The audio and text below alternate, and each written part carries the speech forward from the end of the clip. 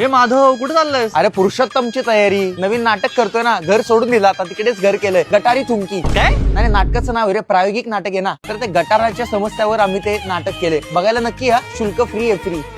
अरे काय बोलतो यार बाई, जगदीश सरांचा वर्कशॉप करायचा ना. अरे त्यांच्या इंडस्ट्रीमध्ये खूप मोठे कॉन्टॅक्ट आहेत, मोठे मोठे डिरेक्टर त्यांना असं झुकून प्रणाम करतात, झुकून.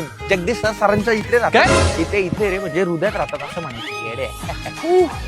ए काय करतोय? अरे नवीन नाटकाची प्रॅक्टिस करतोय. मला नवीन पात्र मिळाले ना नाटकात, एका प्रेग्नेंट लेडीचं. आणि तुला माहितीये का, मला एक नाही एकत्र 3 मुलं होतात आणि माझ्या पार्टनरची असली फाटते ना. मी तर पात्रात एवढा घुसलोय ना, कोणी मला विचारलं बर्फी का पेढा, मी म्हणतो फरसाण होणार आहे, फरसाण, ते पण चकली सकट.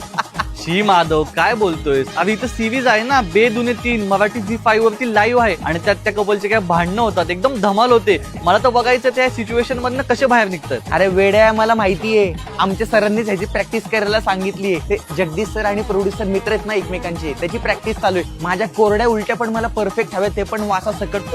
माझं वॉटर ब्रोक झालं.